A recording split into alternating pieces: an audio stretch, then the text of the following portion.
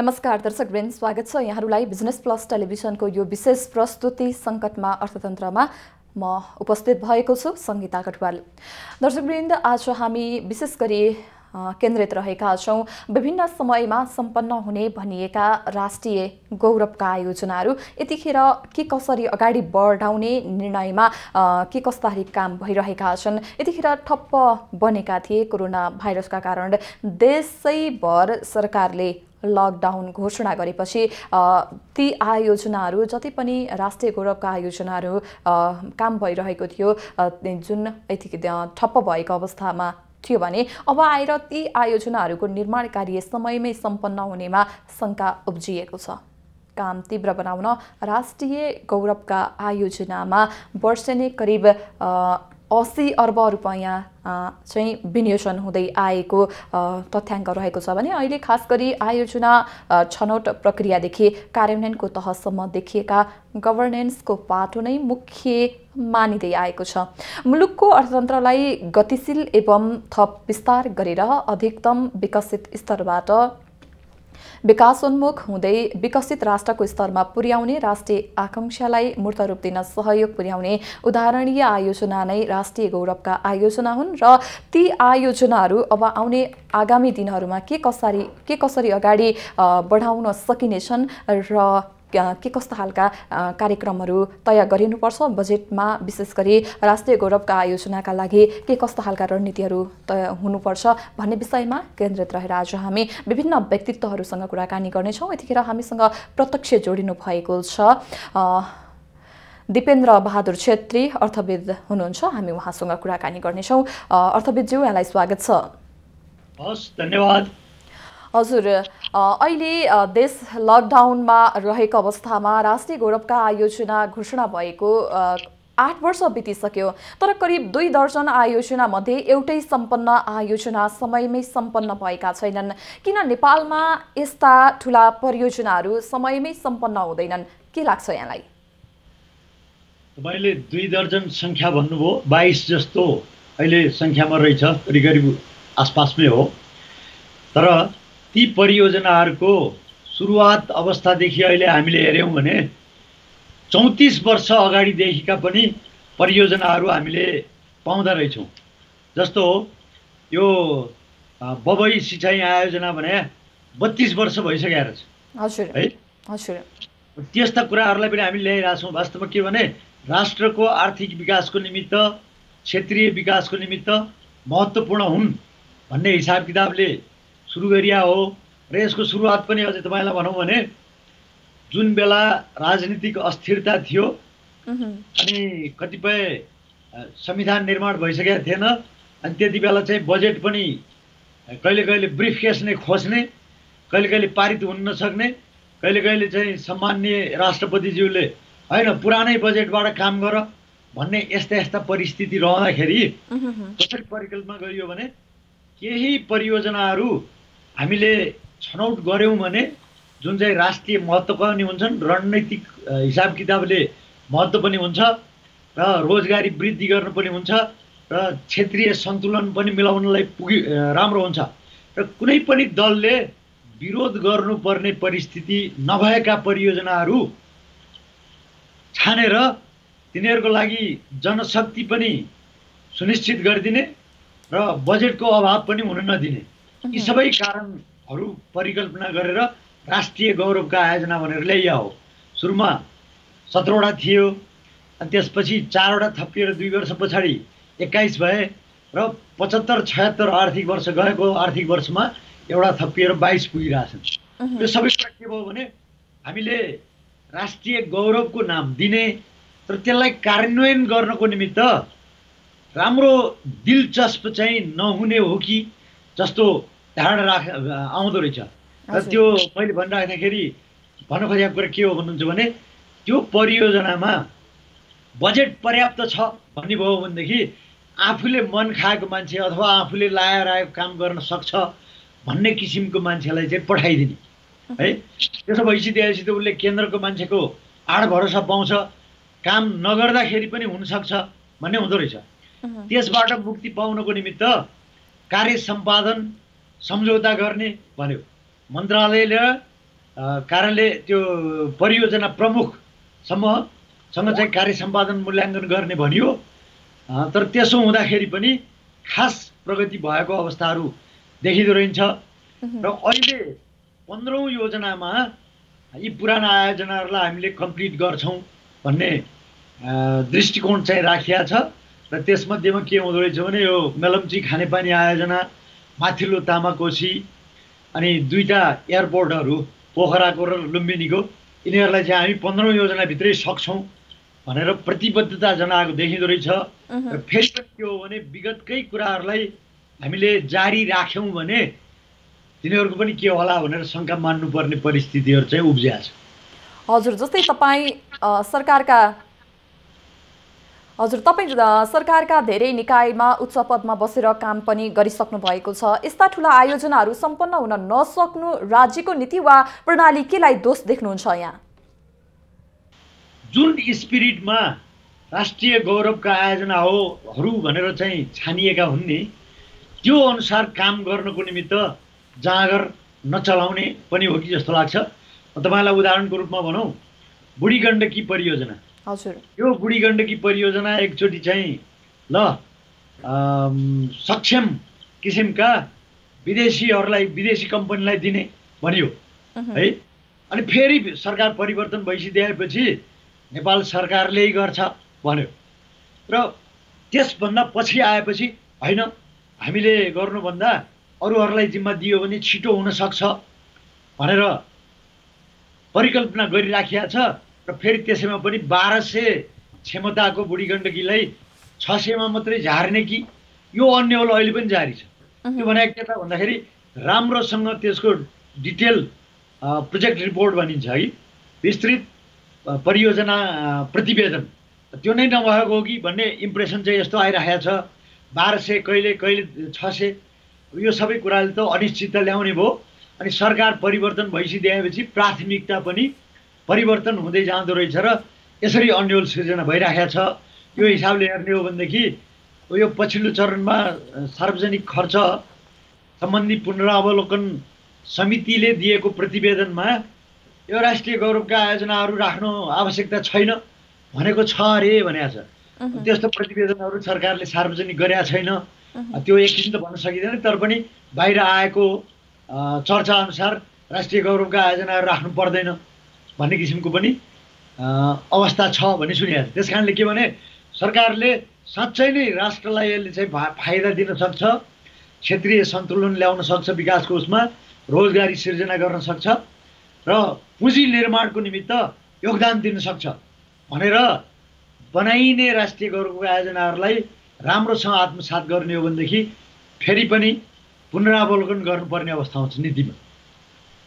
हजुर, जस्तै राष्ट्रिय गौरवका आयोजनामा बजेटका बारेमा पनि टिप्पणी हुने गर्दछन्। यस्ता आयोजनाले क्षतिपूर्तिका नाममा थप लगानी माग गरिरहेका पनि हुन्छन्। जस्तै समयावधि बढेर वा योजनाका सही प्लानिङ नभएर के हुन सक्छ जस्तो लाग्छ यहाँलाई यस विषयमा चाहिँ? पश्चिम सेती जलविद्युत आयोजनाको फेरि एउटा कुरा गर्छु, त्यो पनि राष्ट्रिय गौरवको आयोजनामा पर्छ हैन। 14 वर्षसम्म अस्ट्रेलियन एउटा कम्पनीले स्नोई माउन्टेन भन्नेले चाहिँ हामी गर्छौँ भन्यो, दुनियाँभर गऱ्यो, यताउता गऱ्यो, लियो, नसकेपछि छाडिदिएपछि फेरि सरकारले चिनिया कम्पनीलाई एउटालाई दियो।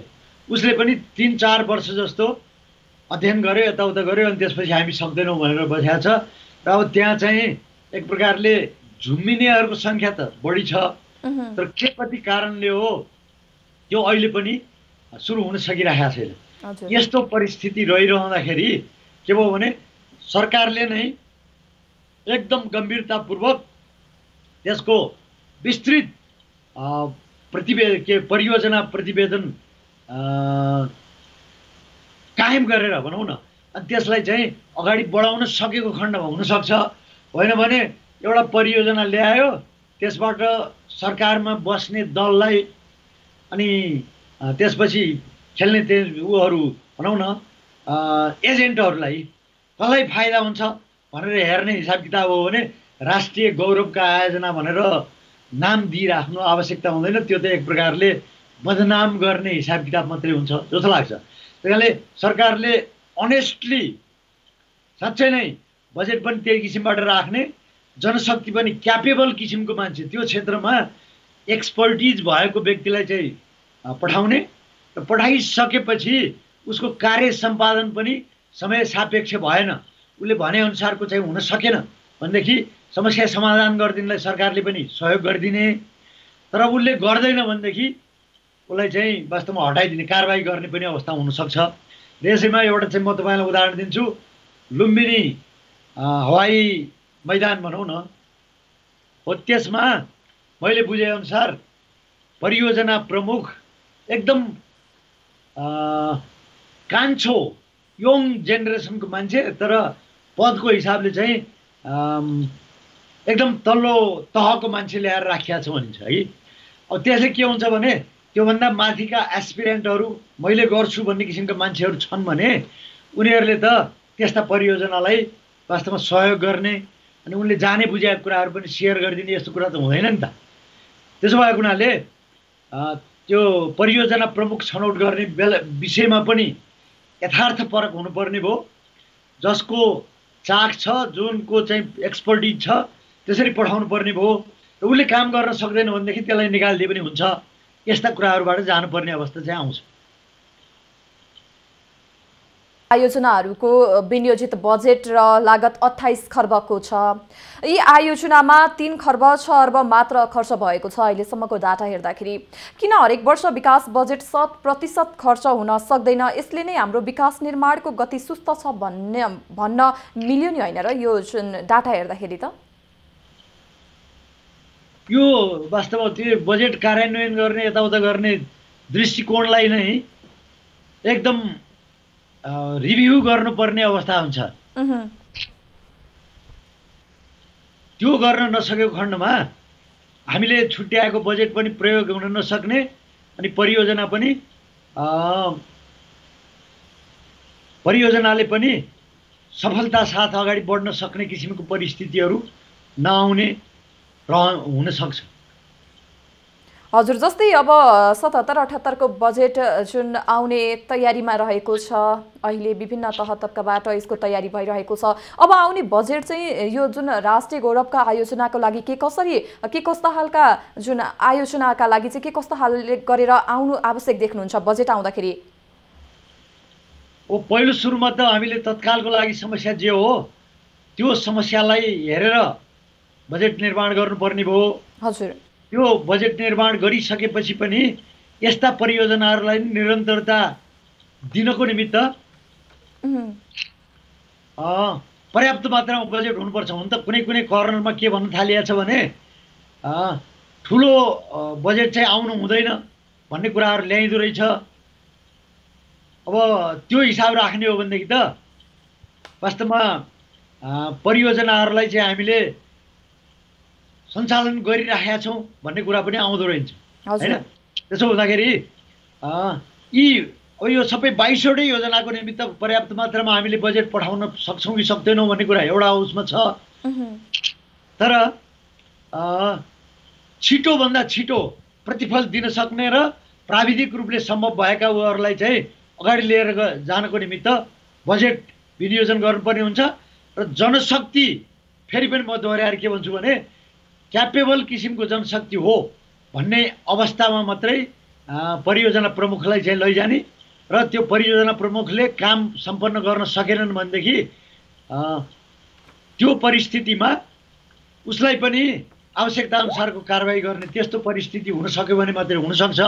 होइन भनेदेखि निरन्तरता हामीले दिएका छौँ भनेर झारा टार्ने मात्रै काम हुने भएको हुनाले त्यो दिशामा नीति अहिलेको बजेटले पनि नीति लिनुपर्छ भन्ने भनाइ मेरो हो। हजुर, जस्तै यी जति पनि राष्ट्रिय गौरवका आयोजनाहरू छन् तिनीहरूको निर्माण चाहिँ जति पनि तोकी अनुसार धेरै पछाडि धकेलिरहेको अवस्था छ। अगाडि यहाँले यो कुरा हामीलाई अवगत गराइ नै सक्नु भएको छ। त्यस्तै यी जति पनि राष्ट्रिय गौरवका आयोजनाहरूलाई निर्माण गरिसकेपछि सन् 2022 सम्ममा अल्प विकसित देशबाट माथि उठ्ने हाम्रो जुन लक्ष्य रहेको छ त्यो पुरा हुन सक्ने कतिको सम्भावना छ? यसका केही आधारहरू यहाँले देख्नु भएको छ? अनि यो विकासशीलको अल्प विकसितबाट विकासशीलमा 2022 मा जाने भने त 3टा शर्तहरू हुन्। 3टा मध्येमा 2टा पुरा गरिसकेका छ। खालि प्रति व्यक्ति आय हाम्रो चाहिँ $1224 जस्तो पुग्नुपर्ने $1084 जस्तो पुगिरहेछ। त्यसको निरन्तरता हुँदैन भन्ने भएको हुनाले सरकार आफैले पछाडि हटेको हो।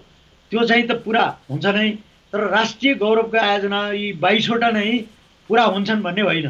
त्यसमध्येका केही छानिएका 4-5वटा जस्तो हुन सक्छन् होला, तिनीहरूले नै योगदान दिन्छन्।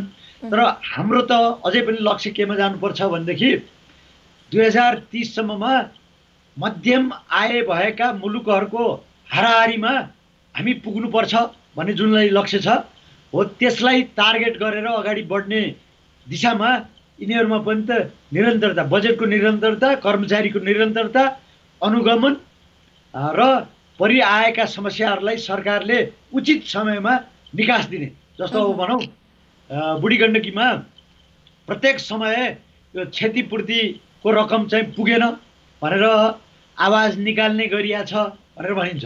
त्यो के हो त वास्तवमा? एकपटक समस्या समाधान भयो भने सिद्ध्याएपछि फेरि किन यसरी उब्जनी भएर आउँछ भन्ने कुरामा पर्याप्त मात्रामा हामीले ध्यान दिन सकेका रहन्छौँ भन्ने कुरा आयो। हो त्यसलाई पहिला नै विचार गर्न सकियो भनेदेखि परियोजना पनि सफल हुने र मुलुकले पनि समयमा नै फाइदा पाउने र लक्ष्य गरे अनुसारको अरू मुलुककै हाराहारीमा पुग्ने दिशामा पनि लक्ष्य प्राप्त गर्न सहयोग पुग्छ भन्ने चाहिँ भनाइ हो। हस्, धन्यवाद यहाँलाई समय र संवादका लागि। हस्, यहाँहरूले पनि आफ्ना दर्शक सामुन्ने लाइभ रूपमा लाने जुन मौका दिनुभयो त्यसको लागि तपाईँहरूलाई पनि धन्यवाद छ। दर्शकवृन्द, हामीसँग प्रत्यक्ष जोडिनु भएको थियो दिपेन्द्र बहादुर छेत्री। उहाँले जति पनि जुन आयोजना, राष्ट्रिय गौरवका आयोजनाहरू छन् तिनीहरू ढिलाइ हुनुको कारण के रहेको छ, त्यसै गरी आगामी आउने दिनमा के कसरी अगाडि बढ्नुपर्छ भन्ने विषयमा हामीलाई केही उदाहरणहरू दिएर हामीसँग कुराकानी गर्दै हुनुहुन्थ्यो। आज हामी विशेष केन्द्रित रहेका छौँ राष्ट्रिय गौरवका आयोजनाहरू जति पनि चाँडो सक्ने भनिए पनि वर्ष्यौने यिनीहरूको मिति धकेलिँदै गएको हामीले पाउन सक्छौँ। त्यसै गरी अहिले हेर्दाखेरि मुलुकको आर्थिक विकास, सामाजिक रूपान्तरण, रोजगारी सिर्जना, पुँजी निर्माण र प्रादेशिक सन्तुलनमा पनि यी आयोजना कोसे ढुङ्गा साबित हुने विश्वास गरिएको छ। तर हरेक वर्ष जति पनि आयोजनाहरू छन् कतिपय त राम्रै रहेका छन् भने कतिपयहरू यस्तो छ कि अलिकति पछाडि धकेलिने यस्तो अवस्था रहेको छ। हरेक मिति सारिँदै आएको छ, सम्पन्न हुने मिति जुन अगाडि हामीलाई दिपेन्द्र बहादुर छेत्री अर्थविदज्यूले पनि हामीलाई उदाहरण दिनुभएको थियो। 30 वर्षभन्दा अगाडिका राष्ट्रिय गौरवका रूपमा भनिएका आयोजनाहरू पनि अझै पनि निर्माण हुन सकिरहेका छैनन्। यसमा कसको गल्ती देख्ने? यसमा सरकार चुक्यो या राष्ट्रिय योजना आयोग नै चुक्यो? यस विषयमा गम्भीर ध्यान दिनु आवश्यक देखिन्छ। त्यसै गरी काठमाडौँ उपत्यकाको खानेपानी समस्या समाधानका रूपमा रहेको मेलम्ची खानेपानी आयोजना पनि ठुलो समस्यामा परेको छ। यो जुन लकडाउनले गर्दाखेरि जुन जनशक्तिहरूले काम गर्न नसक्दाखेरि घर घरमा फर्कनु परेको अवस्थामा जुन मिति दिएको थियो त्यो मितिमा सम्पन्न नहुने हो कि भन्ने एउटा शङ्का पनि पैदा भएको छ। त्यसै गरी स्वदेशी लगानीमा निर्माण भइरहेको माथिल्लो तामाकोसी जलविद्युत आयोजनाले आउँदो असारबाट विद्युत उत्पादन सुरु गर्ने बताए पनि यो कोरोनाको कारणले यसको काम लम्बिने सम्भावना देखिन्छ।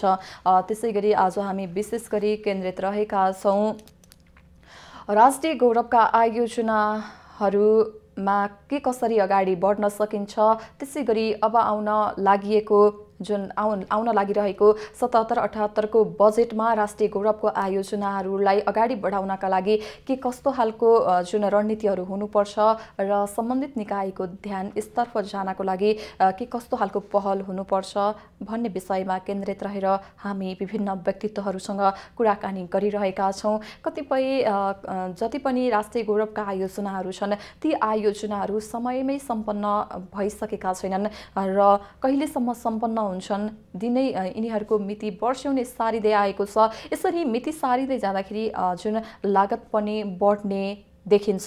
साथै राष्ट्रिय गौरवका आयोजनाको प्रगति र अवस्थालाई के कसरी अगाडि बढाउन सकिन्छ, यसलाई प्रभावकारी बनाउनको लागि सम्बन्धित निकायहरूबाट के कस्तो खालको पहल हुनुपर्छ भन्ने विषयमा केन्द्रित रहेर हामी जुन यो गौरवका आयोजनाहरूसँग सम्बन्धित रहनुभएका विभिन्न व्यक्तित्वहरूसँगको कुराकानीमा हामी कुराकानीहरूमाझ प्रस्तुत गर्ने जमर्को गरिरहेका छौँ। यतिखेर हामीसँग प्रत्यक्ष जोडिनु भएको छ डाक्टर चन्द्रमणि अधिकारी, वरिष्ठ अर्थविज्ञ हुनुहुन्छ।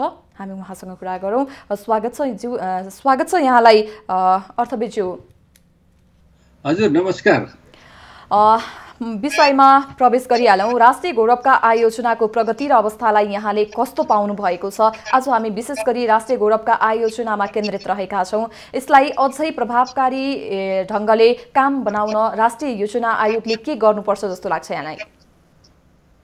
मेरो देखिराख्नु भएको छ मलाई? हजुर हजुर, हामीले देखिरहेछौँ यहाँलाई। ठिक छ। त्यसमा अब यो चाहिँ के हो भने तपाईँको राष्ट्रिय गौरवका आयोजनाहरूलाई सफलतापूर्वक अगाडि बढाउनलाई हेलो हजुर हजुर हजुर, हामी सुनिरहेछौँ यहाँलाई। सफलतापूर्वक अगाडि बढाउनलाई को सन्दर्भमा यो छलफल गर्दा चर्चा गर्दा यो किन अगाडि बढेनन् भन्ने कुरा पहिला चाहिँ चर्चा गर्नुपर्ने हुन्छ। अब हामीले राष्ट्रिय गौरवका आयोजनाको कुरा गरिराखेका छौँ। राष्ट्रिय गौरवका आयोजनाहरूको सन्दर्भमा त पहिला त हामी राष्ट्रिय गौरवको आयोजना किन र भन्ने कुरामै कतिपय अवस्थामा त स्पष्ट नभएर भएको अवस्था पनि रहेन।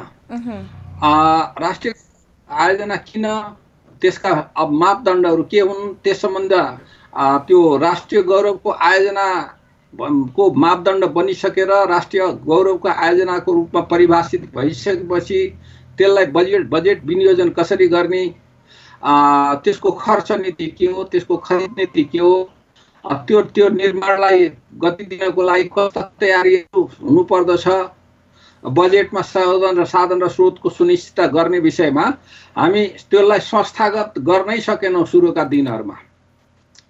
त्यस कारणले गर्दाखेरि पनि त्यो चाहिँ नि हाम्रो सुस्तता आयो र हाम्रो कुनै पनि राष्ट्रिय गौरवका आयोजनाहरू समयमा सम्पन्न हुन सकेका छैनन्। तपाईँको चाहिँ नि अब एउटा मेलम्ची खाने त नेपालको लागि एउटा चाहिँ नि असफल राष्ट्रिय गौरवको आयोजनाको कथा नै बनेको छ र त्यसपछिका आयोजनाहरूको हामीले यो 23वटा आयोजना मध्ये राष्ट्रिय गौरवका आयोजना भनेर अहिले हामीले भनेका छौँ र त्यसले 5वटा क्षेत्र अवगत छ। यातायातको क्षेत्र, पर्यटनको क्षेत्र, सिँचाइको क्षेत्र, ऊर्जाको क्षेत्र, खानेपानीको क्षेत्र, सबै 5वटा क्षेत्र र यातायात अन्तर्गत रेलमार्ग, सडक मार्ग र हवाई चाहिँ नि यातायातसँग जोडिएका पूर्वाधार निर्माणहरू परेका छन्। अब त्यही कुरा गर्दाखेरि अब राष्ट्रिय गौरवका आयोजना भनेर भन्दा उदाहरणको लागि पुष्पलाल चाहिँ नि पहाडी राजमार्ग, लोक राजमार्ग अथवा पुष्पलाल राजमार्ग भनेर भन्यो भने अरूभन्दा अलि केही आयोजनाहरू चाहिँ तुलनात्मक रूपले गति राम्रै भएको तुलनात्मक हिसाबले मात्रै, साँच्चै चाहिँ होइन तर तुलनात्मक हिसाबले चाहिँ राम्रै भएको मध्येको पुष्पलाल राजमार्ग, यो मध्य पहाडी राजमार्ग, माथिल्लो तामाकोशी, त्यसपछि चाहिँ यो भेरी बबई सिँचाइ आयोजना, त्यस गौतम बुद्ध विमानस्थल चाहिँ नि क्षेत्रीय विमानस्थल, यी कुराहरू अगाडि बढेका अरूको तुलनामा भनेर हेर्दाखेरि पनि यिनमा पनि कस्तो देखियो भने मध्य पहाडी राजमार्गले 25वटा जिल्ला छुन्छ र 1879 किलोमिटरको मध्य पहाडी राजमार्ग 215वटा चाहिँ बस्ती छोएर जान्छ। त्यस कारणले गर्दा यसले राष्ट्रिय अर्थतन्त्रमा आर्थिक सामाजिक उत्थान गर्नमा र देशलाई समृद्ध बनाउने सपना पुरा गर्नमा सहयोग पुर्याउँछ भन्ने दृष्टिकोणले यसलाई चाहिँ राष्ट्रिय गौरव आयोजना भनेर भनिएको हो।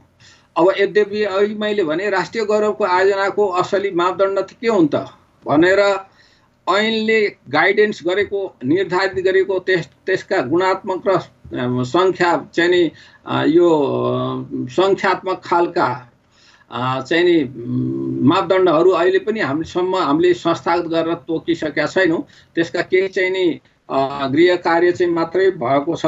त्यसैलाई हेर्दाखेरि पनि 64-65 मा सुरु भएको र 74-75 मा सम्पन्न गर्ने भनेकोमा हामीले सम्पन्न गर्न सकेनौँ र हामीले त्यसको चाहिँ नि समय सार्दै ल्यायौँ र 33 अर्बबाटले सम्पन्न गर्छौँ भनेर प्रारम्भिक लागत कतिमा पुग्यो भने 84 अर्बमा पुग्यो। 84 अर्बमा पुगेर गर्दाखेरि पनि अहिलेसम्म भएको काम हेर्दाखेरि त्यसको 48% चाहिँ वित्तीय प्रगति भएको रहेछ र भौतिक प्रगति चाहिँ 42% भएको देखिन्छ। अर्थ मन्त्रालय र राष्ट्रिय योजना आयोगले प्रसारित गरेका दस्तावेज हेर्दाखेरि यो चाहिँ नि आर्थिक वर्ष 76-77 मै पनि यस दृष्टिकोणबाट हेर्दा के देखियो भन्दा हाम्रो चाहिँ नि राष्ट्रिय गौरवको आयोजनाको सन्दर्भमा हिजो चाहिँ हामीले यसको लागि राष्ट्रिय गौरव आयोजनाको सन्दर्भमा स्पष्ट नीति, स्पष्ट मापदण्ड नबनाएको र त्यससँग सम्बन्धित खर्च नीतिलाई, खरिद नीतिलाई अरूभन्दा कुन फास्ट ट्र्याकबाट कसरी लान सकिन्छ भनेर पनि मापदण्ड नबनाएको अवस्था रहेको हुनाले अहिलेको स्थिति सिर्जना हुन गएको हो। अब जहाँसम्म चाहिँ अब कस गर्ने भन्ने प्रश्न छ यहाँले सोध्नु भएको। हेलो हेलो यहाँलाई सुनिरहेछौँ। सुन्नु भएको छ होइन? अब यहाँ मेरोमा अलिकति हजुर। अनि यो सन्दर्भमा चाहिँ अब हामीले पाठ सिक्नु के पर्यो भने जस्तो उदाहरणको लागि हाम्रो द्रुत मार्ग हजुर भनेर चाहिँ फास्ट ट्र्याक छ काठमाडौँ र बाट तराई जोड्ने। अब त्यसैलाई हामीले कति लामो समयसम्म अलमल पर्यो हेर्नुहोस् त। कहिले चाहिँ हामीले कुनै विदेशी कम्पनीलाई टर्नकी प्रोजेक्ट अन्तर्गत दिन्छौँ भनेर भन्यौँ, कहिले चाहिँ अहिले उसको लागतमा चाहिँ नि टोल कलेक्सन गर्ने गरी दिने किसिमले कुरा गऱ्यौँ, कहिले चाहिँ नि प्राइभेट सेक्टर र पब्लिक सेक्टर मिलेर काम गर्ने भनेर भन्यौँ। अब त्योसँग जोडिएर जाँदाखेरि तराईसित समानान्तर कतिवटा चाहिँ नि बाटाहरू जोड्ने भनेर चाहिँ नि अब जस्तो सुरुङ मार्गको कुरा पनि आइराखेको छ, फास्ट ट्र्याकको कुरा पनि छँदैछ। यो चाहिँ नि तपाईँको यो हेक्टोडा जोड्ने अर्को चाहिँ नि कान्ति राजपथ पनि छ भनेपछि यसका आर्थिक सामाजिक सम्भाव्यताहरू भोलि यसले यी चाहिँ नि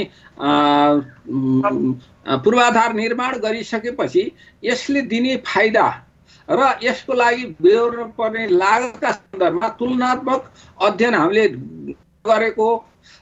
त्यसरी काम गर्दा कुन मोडेलबाट गर्ने, त्यो परियोजना क्षेत्रलाई कसरी खाली गर्ने, कहिलेसम्म खाली गर्ने, डिपिआर कहिलेसम्म सम्पन्न गर्ने भनेर हामी स्पष्ट नभएको हुनाले अहिले अन्तिममा गएर एउटा यो अत्यन्त आवश्यक कुरा भएको र त्यस कारणले गर्दा यो चाहिँ नगरी नहुने कुरा भएको हुनाले सेनाकोलाई जिम्मा लगाएर सेनाले काम गरिरहेछ।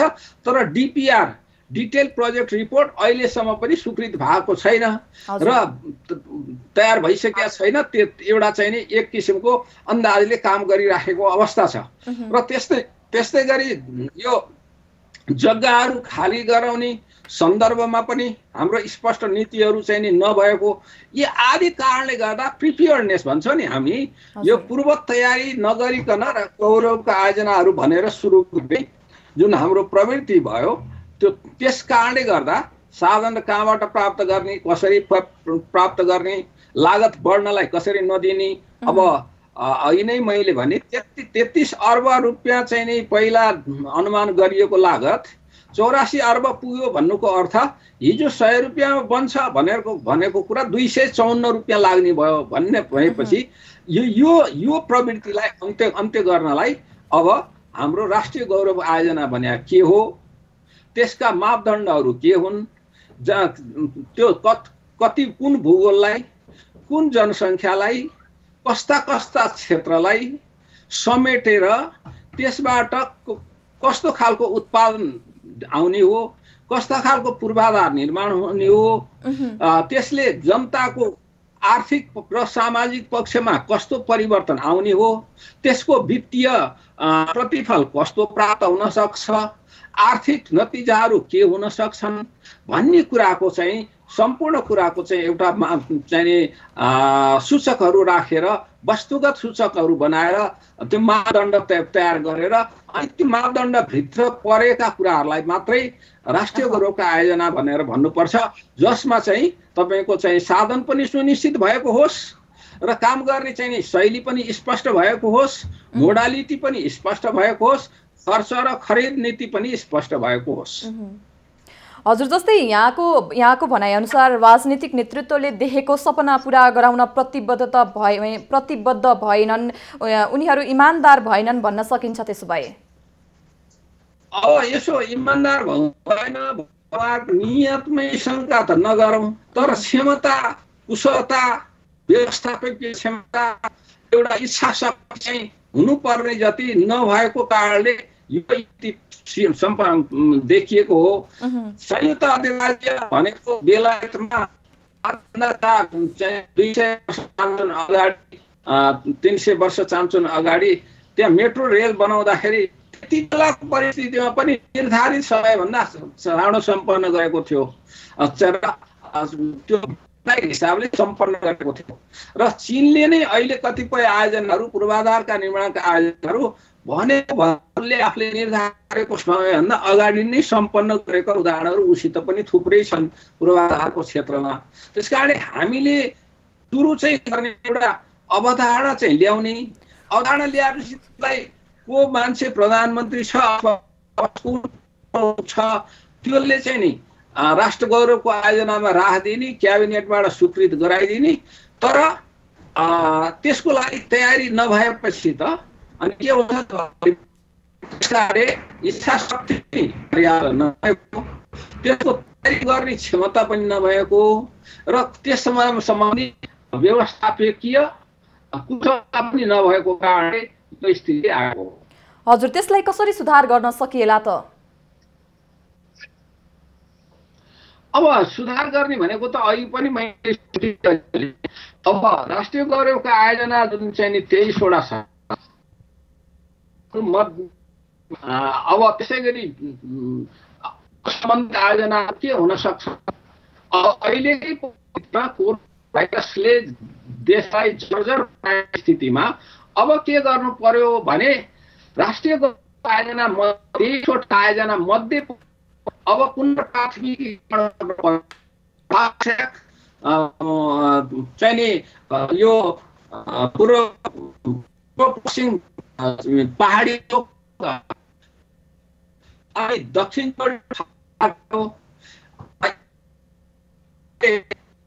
पनि अहिले सिर्जना भएको भोलि हुन सक्ने विकास गर्नुपर्ने चाहिँ नि अवसरहरू सिर्जना गर्नुपर्ने, नयाँ रोजगारी सिर्जना गर्नुपर्ने अवस्थामा अब पहाडी लोकमार्ग जुन छ त्यो पहाडी लोकमार्ग छ मेचीदेखि महाकालीसम्म पार्ने हुनाले यस्ता कुराहरूलाई जसले गर्दा 225वटा जिल्लालाई चाहिँ नि ओभरटास्किङलाई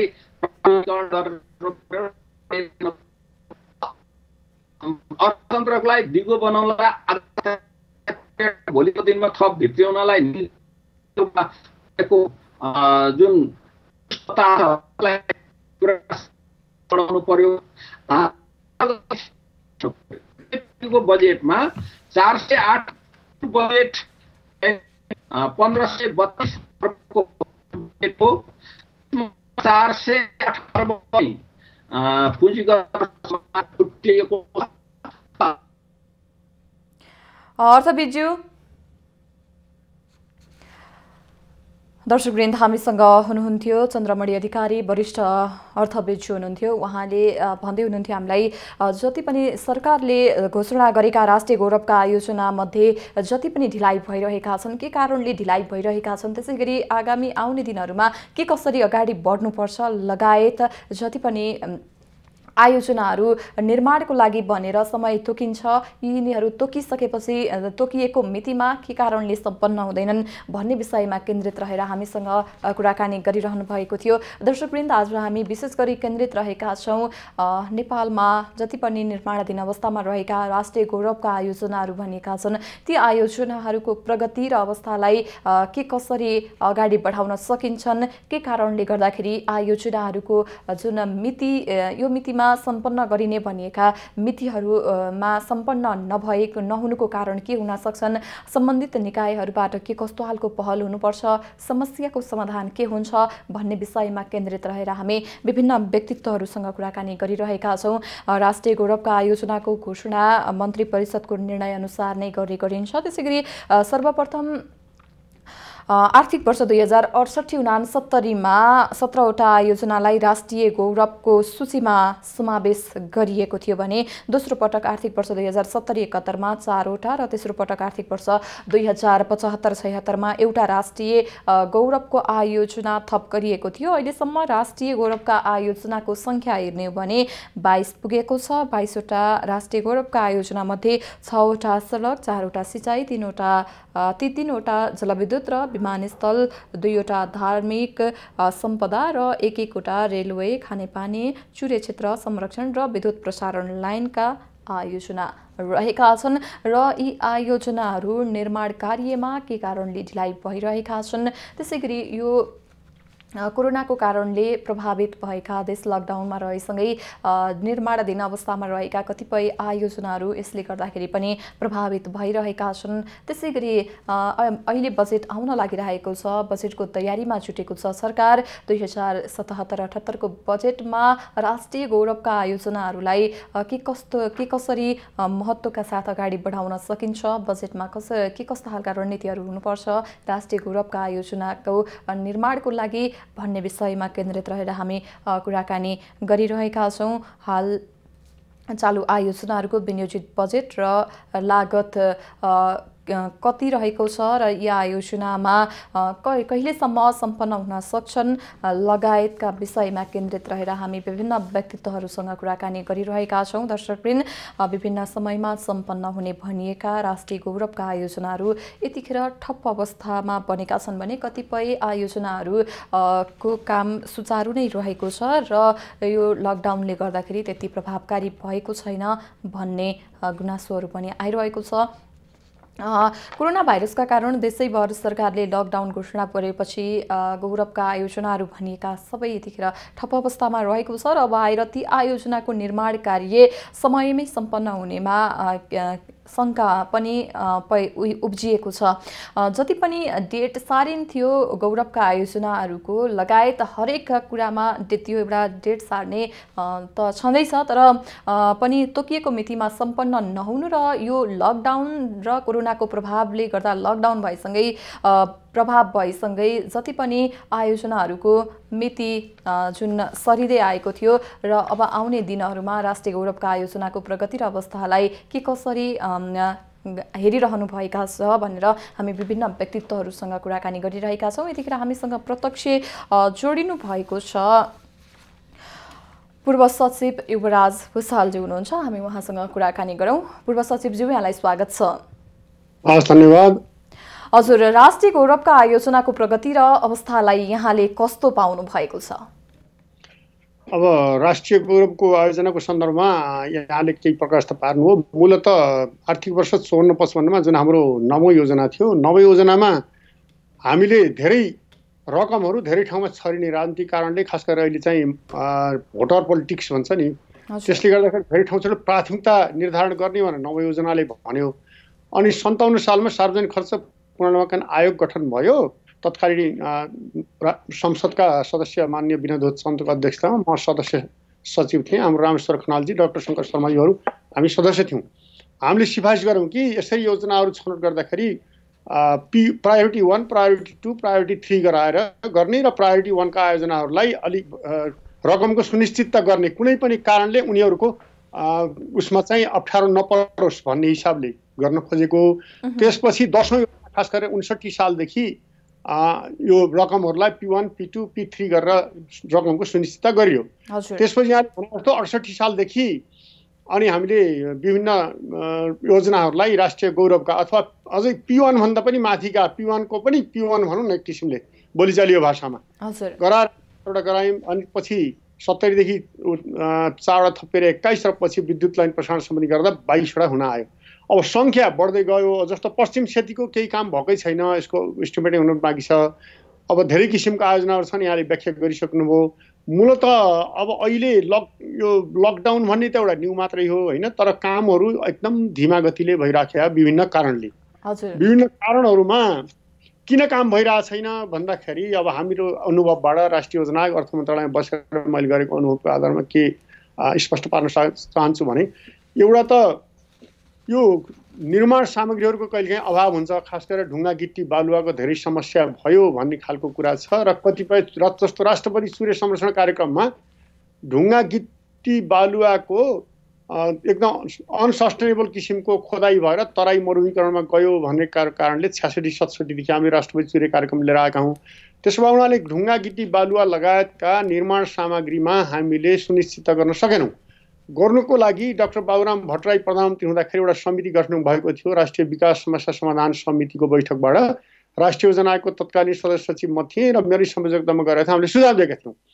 यसरी विभिन्न ठाउँमा खोला नालाहरूमा जथाभावी ढुङ्गा गिट्टी बालुवा ननिकालौँ, पहाडका निश्चित ठाउँहरूमा हामीले खोदाइ गरौँ अथवा पहाडका पहराहरू फोरेर एक ठाउँ सबै कर्सर उद्योग पनि त्यहीँ लगौँ र त्यसरी गरौँ भनेर सुझाव दिएका छौँ। त्यतापट्टि खासै कसैको ध्यान गए जस्तो लाग्दैन। त्यसो भयो भने निर्माण सामग्रीको अभाव कम हुन्छ भन्ने मलाई अहिले पनि त्यही लाग्छ। हजुर, यसलाई अझै प्रभावकारी बनाउन राष्ट्रिय योजना आयोगले चाहिँ के गर्नुपर्छ जस्तो लाग्छ यहाँलाई?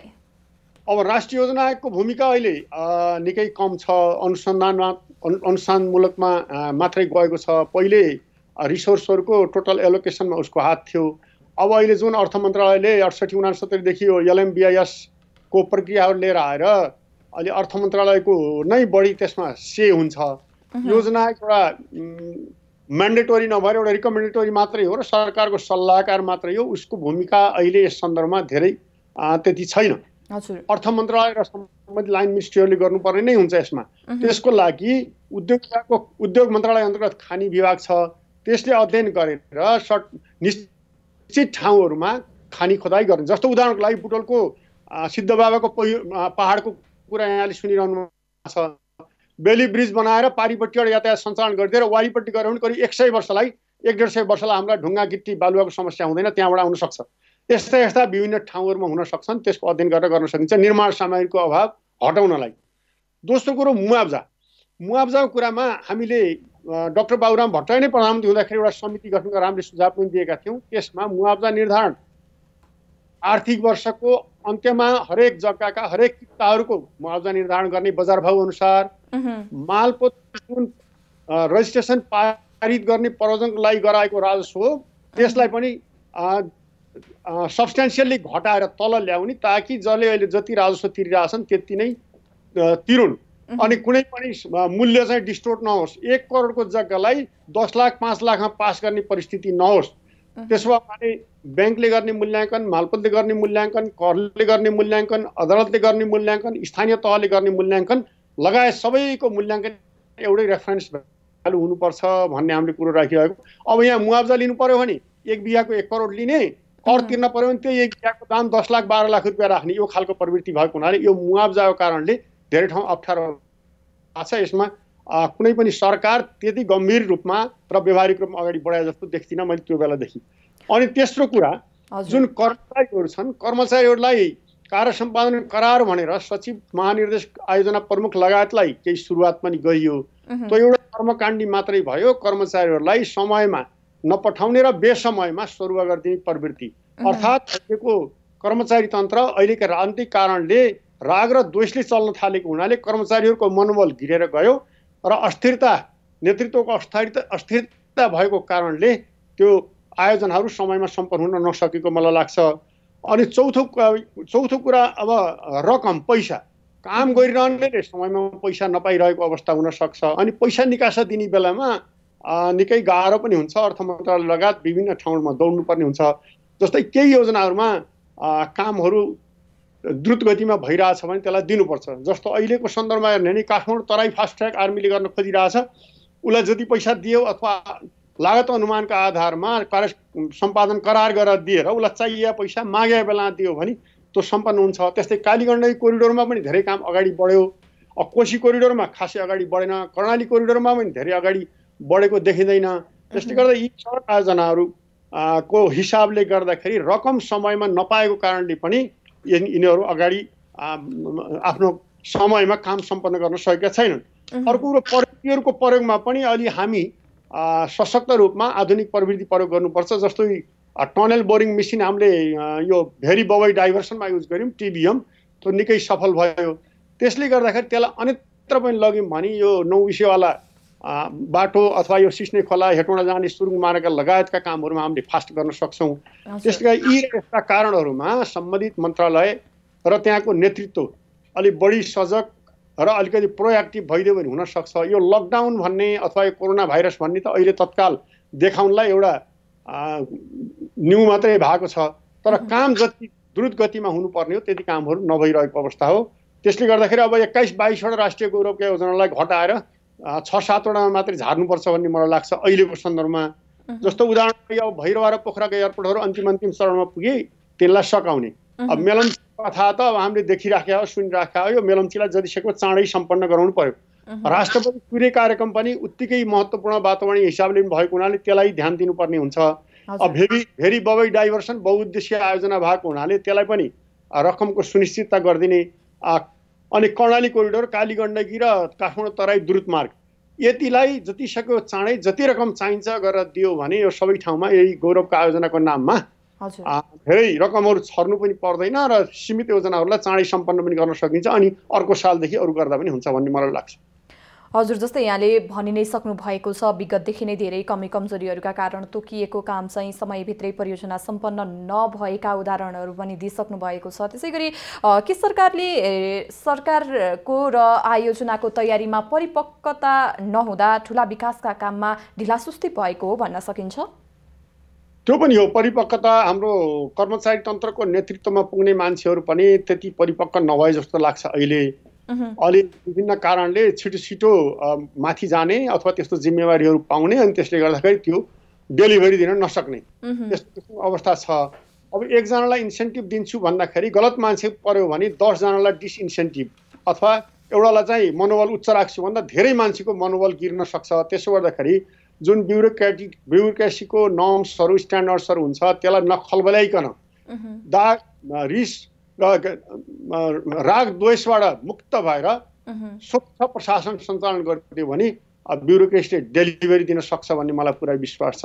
कुनै पनि आग्रह पूर्वाग्रह नराखिकन सक्षम मान्छेहरूलाई जिम्मेवारी दियो भने उनीहरूले काम गर्छन् भन्ने मलाई लाग्छ। हजुर, जस्तै परियोजना कार्यान्वयनको सुरुवाती चरणमा चाहिँ समस्या नआओस् भनेर जुन आयोगले चाहिँ प्रोजेक्ट ब्याङ्कको अवधारणा पनि ल्याएको थियो, यो कतिको प्रभावकारी बनेको पाउनु भएको छ यहाँले?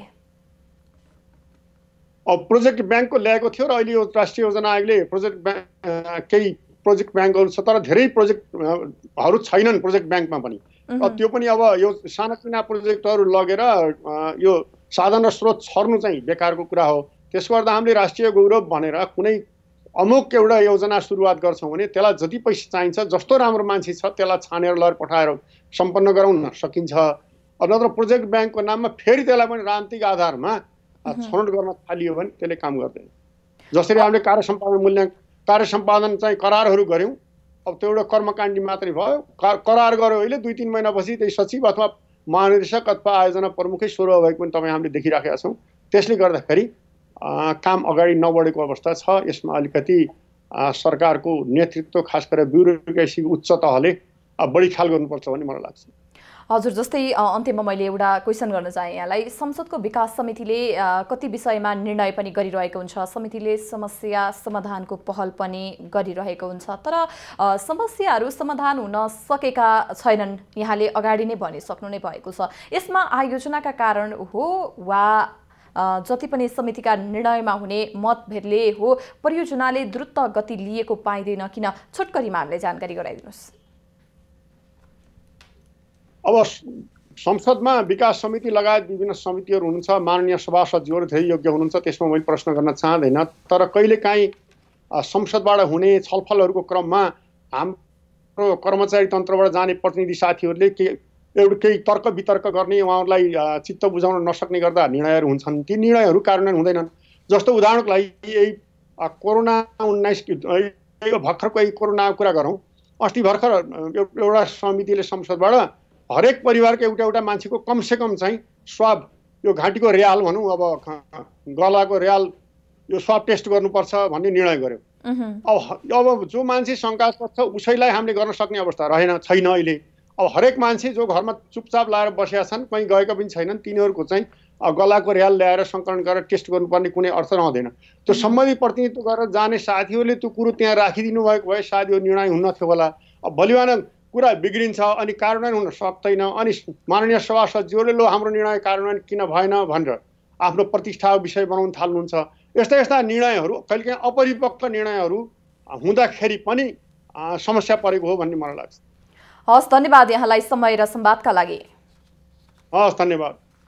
दर्शकवृन्द, हामीसँग प्रत्यक्ष जोडिनु भएको थियो युवराज भुसाल, पूर्व सचिवज्यू हुनुहुन्थ्यो र उहाँले जति पनि जुन राष्ट्रिय गौरवका आयोजनाहरू ढिलासुस्ती हुनुको कारण के रहेको छ भन्ने विषयमा केन्द्रित रहेर केही उदाहरणहरू दिएर हामीसँग कुराकानी गर्दै हुनुहुन्थ्यो। विभिन्न समयमा सम्पन्न हुने भनिएका राष्ट्रिय गौरवका आयोजनाहरू यतिखेर ठप्प अवस्थामा बनिरहेका छन् भने कोरोना भाइरसका कारणले देशैभर सरकारले लकडाउन घोषणा गरेपछि ती आयोजनाहरूको काम रोकिएको हो र जति पनि आयोजनाहरू समयमा तोकिने भनिएको थियो तर ती समयभन्दा धेरै अगाडि गइसकेका आयोजनाहरू पनि जुन निर्माण हुन सकिरहेका छैनन्। वर्षेनी यिनीहरूको जुन निर्माण हुने भनिएर मिति तोकिएको हुन्छ तर त्यो मितिमा ती आयोजनाहरू निर्माण भइरहेका हुँदैनन्। यसैसँग सम्बन्धित रहेर हामी यो रिपोर्ट प्रस्तुत गर्नेछौँ, सँगै हामी छोटो ब्रेक पनि लिन्छौँ। राष्ट्रिय योजना आयोगले कोरोना भाइरसको रोकथाम तथा लकडाउन लागू भएपछि राष्ट्रिय गौरवका आयोजनाहरूको काम प्रभावित भएको बताएको छ। संसदको अर्थ समितिको शुक्रबारको बैठकमा आयोगका उपाध्यक्ष पुष्पराज कणेलले अहिले कार्यान्वयनमा रहेका 19 वटा राष्ट्रिय गौरवका आयोजनाहरूको काम प्रभावित भएको बताउनु भएको हो। उहाँले लकडाउनमा श्रमिकहरू उपलब्ध हुन नसकेको, प्राविधिकहरू आयोजना स्थलमा जान नसकेको एवं विदेशबाट आयात गर्नुपर्ने सामग्री अभावकै कारण सबै आयोजनाहरूको निर्माण कार्यमा असर परेको उल्लेख गर्नुभयो। हाम्रो काममा लेट भयो भन्ने देखिन्छ र बर्खाको कारणले गर्दा त्यो 2-3 महिना र त्यसमा हामीले चाहिँ खास गरिकन के भन्यौँ भन्दाखेरि अब हामी क्राइसिसमा छौँ र त्यो करिब 30 देखि 60% भूभाग चाहिँ जङ्गल भएको छ। अब म अलिकता यो चाहिँ कोरोनाको चाहिँ अर्थतन्त्रको प्रभावको सन्दर्भमा राख्न चाहन्छु। सूर्य कार्यको पञ्च तथा प्रधान मन्त्रालयको तर्फबाट यो काम गरिरहेको छ देखिन्छ र त्यो चाहिँ करिब 10 देखि 13 खर्चमा पुग्न सक्नुहुन्छ। जस्तो तामाकोशी यही आषाढभित्र चाहिँ पहिलो फेज सिद्ध्याउने भनेका थियौँ। यो चाहिँ मेलम्ची पहिलो फेज सिद्ध्याउने भनेका थियौँ, तर आषाढमा नै अब कम्प्लिट नहुने स्थिति देखिन्छ। दुईटै र अरूमा पनि समग्रमा 2-3 महिना चाहिँ हाम्रो काममा लेट भयो भन्ने देखिन्छ र अब बर्खाको कारणले गर्दा त्यो 2-3 महिनामा मात्रै सीमित गर्न सक्यौँ भने राम्रो, गर्न सकेनौँ भनेदेखि चाहिँ त्यसले चाहिँ अझै 4-5 महिना नै धकेल्ने हो कि दसैँसम्म पुर्याउने हो कि भन्ने जस्तो चाहिँ स्थिति देखिन्छ राष्ट्रिय गौरवका आयोजनाको समग्रमा। जुन छ स्यालो सिस्टमबाट र अनि त्यहाँबाट टेबलमा उठेको कुरोमा चाहिँ खास गरिकन त्यसलाई चाहिँ गर्नुपर्ने हुनसक्छ, केलाई चाहिँ नराखिकन नहुने हुनसक्छ भनेर त्यो समग्रमा मैले भन्दा यो काम सुरुवात चाहिँ भएको छ। लगभग 6447 मलाई चाहिँ मान्यले दिनुभएको तथ्याङ्क अनुसार 6447 परियोजनाहरू अहिले दर्ता भएको स्थिति छ। त्यसमध्ये चालु आयोजनाहरू चाहिँ 5300 लगभग कति छन् भन्ने छ। अहिले यसमा आवश्यक पऱ्यो भने मान्यजीले नै प्रकाश पार्नु होला। अब समग्रमा मैले भन्दा यो काम सुरुवात चाहिँ भएको छ, तर यो धेरै गाह्रो काम छ। गाह्रो काम यस अर्थमा कि हामी सबैले आफ्नो माइन्डसेट यो चाहिँ मन्त्रीदेखि सांसददेखि राष्ट्रिय योजना आयोगका चाहिँ पदाधिकारीदेखि तलसम्म चाहिँ प्रदेशका पदाधिकारी र स्थानीय तहसम्मका पदाधिकारी सबैले आफ्नो माइन्डसेट परिवर्तन गर्नुपर्ने आवश्यकता छ। मैले भनेको चाहिँ होस्, अब चाहिँ समग्रमा अरू चाहिँ सिस्टमभित्र बसुन् भन्ने खालको चाहिँ प्रणालीमा गयौँ भने हामी हुँदैन र यो प्रणाली बसाउने कुरो हो। हामी सबैले आफूलाई खिचेर प्रणाली अनुसार जानुपर्छ, जान्छौँ र यसरी जाउँ भनेर अगाडि बढ्यौँ भने यो अगाडि बढ्न सक्छ। बैङ्कमा पूर्व अर्थमन्त्री सुरेन्द्र पाण्डेले राष्ट्रिय योजना आयोग कमजोर बन्दै गएको उल्लेख गर्नुभयो। उहाँले अर्थ मन्त्रालयले आयोगको भूमिकालाई खुम्च्याएको भन्दै आफ्नो भूमिकालाई बलियो बनाउनु सुझाव दिनुभयो। राष्ट्रिय योजना आयोगको रोल चाहिँ विगतमा भन्दा पनि म खुम्चेको देखिरहेको छु। तपाईँलाई टु बी अनेस्ट, मन्त्रालयहरू चाहिँ आफू खुसी एकदमै जङ्गी, एलएमबिएस भने आफै पैसा आफै हाल्यो, मन्त्रीहरू चाहिँ निर्वाचन क्षेत्रका जस्ता भएका, देशका हुनुपर्नेमा निर्वाचन क्षेत्रका हुने, योजना आयोग त्यसैलाई समर्थन गरिदिने एउटा चाहिँ संस्था मात्रै हो नि। पहिला पहिला कमसेकम रातो किताब छाप्नु त्यहाँ जान्थ्यो, अलिकति जानै नपर्ने। त्यसो भएपछि अब योजना आयोगको चाहिँ चिन्ता गर्ने बस्ने मात्रै भइदियो भनेर भूमिका भएन भने त केही काम लागेन। चिन्ता यहाँले एकदमै गर्नुभएको छ, त्यसको लागि धन्यवाद छ। त्यसैगरी पूर्व अर्थमन्त्री ज्ञानेन्द्र बहादुर कार्कीले जनताले सरकारलाई खोजे जस्तो राष्ट्रिय योजना आयोगलाई पनि खोज्नुपर्ने अवस्था आउन नदिन आग्रह गर्नुभयो। कोरोना भाइरसका कारण विश्वको अर्थतन्त्रको अवस्था नयाँ मोडमा पुगेको बेला नेपालको अर्थतन्त्र छनै तहस नहस हुने अवस्थामा पुगेकोले अर्थतन्त्रलाई जोगाउन आयोगको भूमिका महत्त्वपूर्ण हुने बताउनुभयो। अन्तर्राष्ट्रिय अर्थ जगत नै नयाँ टर्निङ पोइन्टमा गइराखेको छ र हाम्रो मुलुकको अर्थतन्त्र त झन् तहस नहस हुने अवस्थामा छ। त्यसले गर्दाखेरि हामीले हाम्रो अर्थतन्त्रलाई अहिले कसरी जोगाएर राख्ने र हाम्रो म योजना आयोगलाई भन्न चाहन्छु, हेल्थ र इम्प्लोइमेन्टमा हामीले कुन दृष्टिकोण अपनाउने म त्यसको व्याख्या गर्न चाहन्न। त्यसमा के एप्रोच गर्ने त्यतातर्फ योजना आयोगको ध्यान जान जरुरी छ। र अघि पूर्ववक्ता साथीहरूले पनि भन्नुभयो र अहिले बिस्तारै योजना आयोग अहिले सरकार खोज्दैछ जनताले, त्यस्तै योजना आयोगलाई पनि खोज्नुपर्ने अवस्था नहोस्। योजना आयोग प्रभावकारी ढङ्गमा अगाडि बढोस् भन्ने चाहिँ म सदिच्छा र त्यो काममा योजना आयोग अगाडि बढोस् भन्ने म चाहन्छु। पूर्व श्रम रोजगार तथा सामाजिक सुरक्षा मन्त्री गोकर्ण विष्टले स्वावलम्बी अर्थतन्त्र निर्माण गर्ने र रोजगारीको अधिकतम वृद्धि गर्ने कोडबाट योजनाहरू निर्माण गर्न आयोगलाई सुझाव दिनुभयो। देशभर 22 वटा गौरवका आयोजना निर्माणधीन छन्। तीमध्ये केही आयोजनाको काम मात्र सन्तोषजनक रहेको छ। प्राय आयोजनाका काम सोचे अनुरूप भएको छैन। गौरवका 19 आयोजनाका काम सन्तोषजनक रहेको राष्ट्रिय योजना आयोगका उपाध्यक्ष कडेलको दाबी छ। कोरोना भाइरसको संक्रमणसँगै आर्थिक गतिविधि कम भएर स्रोतको अभाव हुने भएपछि राष्ट्रिय गौरवका आयोजनाका पुनः प्राथमिकीकरण गरी अघि बढाउन विज्ञहरूले सुझाव दिएका छन्।